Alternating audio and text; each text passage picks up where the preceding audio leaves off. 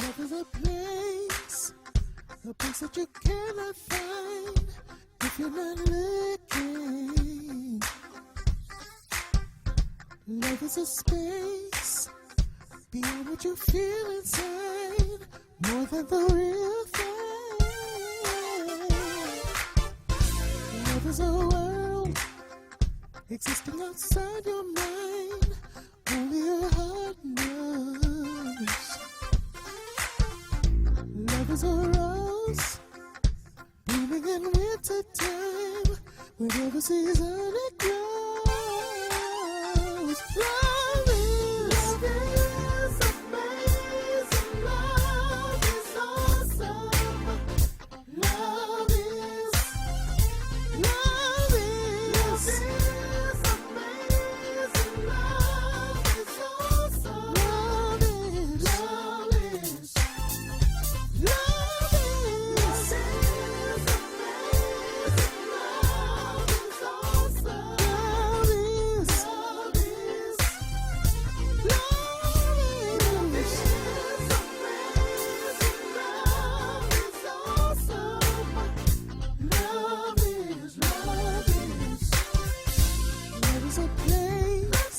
Well, we always hate to break in on incredible music, but I want to talk to our guest who brings all this to us. So what you're going to have to do is get these albums. This is from one of Terrence's latest albums, Beyond Measure. And let's take a moment to tell folks, Terrence, how they can get your albums and really enjoy some of this without interruption. Well, first of all, you can go to my website, which is terrencerichburg.com. That's TerrenceRichburg.com. And you can really, through that site, you can go to my store there and get all the music.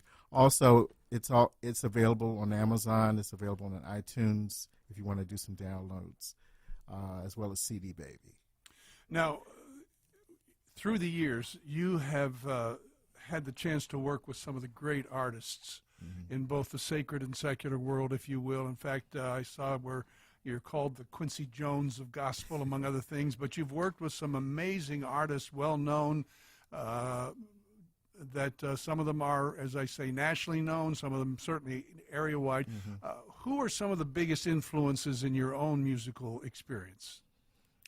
Wow, someone asked me that question recently, and my list got too long. So I'll give it a shot. I'll give it a shot. As I said before, I grew up on a lot of different artists. But, you know, the artists that I've worked with have given me an opportunity to really express who I am in terms of a producer and everything and a musician. So I've loved working with Richard Smallwood and Vision, Marette Brown Clark. I've also worked with some jazz artists, Ben Tankard and Bobby Lyle. And also, I even got to work with James Cleveland and Shirley Caesar. As far as jazz goes, though, I've gotten to work with Gerald Albright and a few other people that really have inspired me just to do what I do. But from the beginning, I've always been influenced by bass players and keyboard players, people like Chick Corea, Ramsey Lewis, guitarist George Benson, obviously, and just several people, because I grew up on listening to all of those. Even Michael Jackson. Very gifted man. Yeah, and Prince, as far as just the fact that he was able to go in the studio and cut all the instruments and do all the vocals, which is actually what you're hearing now.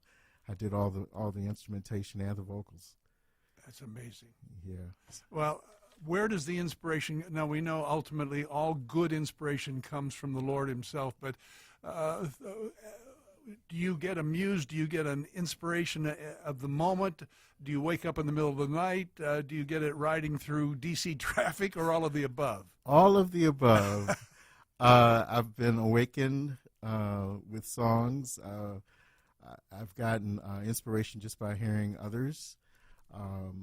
It's interesting, though, when you're awakened with a song, you have to go right away and record it or do something, write it down or whatever, because you don't want to lose it. I've probably lost more music than I've written by not taking that step. But yeah, I get I get melodies. Sometimes I get just a beat, like a rhythm or a bass line, chord progressions, lyrics, whatever it might be. Interesting. That was my next question. How do you avoid losing something that you say, well, I can't forget, I won't forget this, and yet you end up later.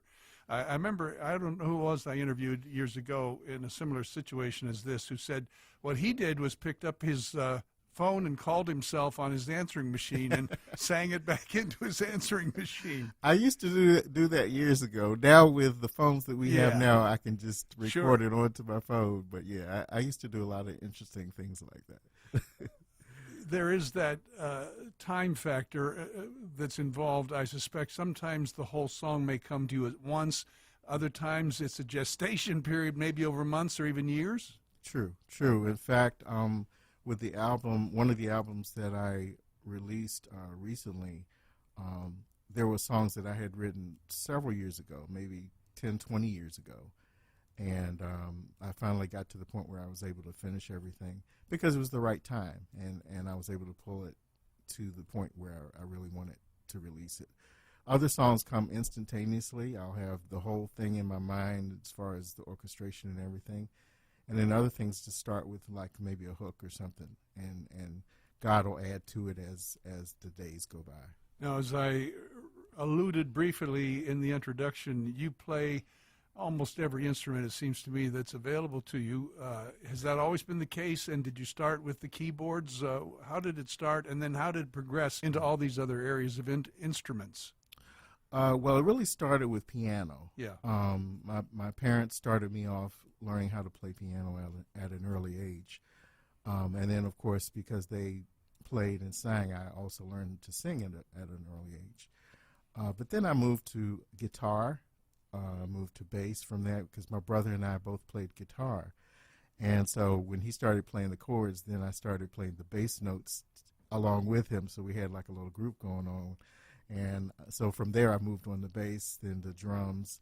And then when I started going to school, even junior through high school, through college, I learned how to play a multitude of instruments.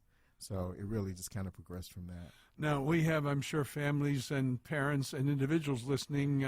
I'm thinking particularly of parents who may have children of varying degrees of musical giftedness. Mm-hmm.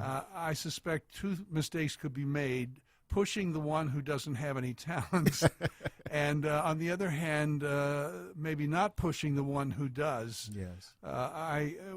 She's now with the Lord, but I had a cousin who had a lot of piano lessons, but God love her, she just didn't have the ear for it after all of that, and never really played fluently. She tried, but on the other hand, there are others who just sit down and it's almost a natural gift whether they've had lessons or not.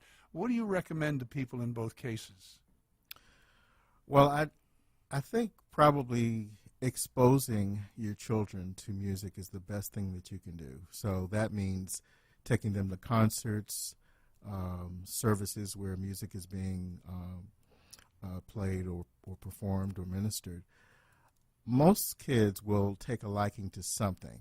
So they might like the singing, they might like what they hear as far as the playing, and also introduce them to musicians. And a lot of times a musician can actually speak the language to get them inspired to start to play. But I would say that parents should not, at least this is my opinion, you shouldn't push a person into a field where they're not either gifted or feel like it's really them. I think every child should be given the opportunity to become what God wants them to be. So don't push too much, but definitely expose. Now, this track we just opened this segment, and we're going to go out with it, is called Love Is. What's the story with that song? What's its message, and how did it come to be? Well, Love Is, it's basically what it is. It's a poem about love, in that I'm talking about God being love. God is love.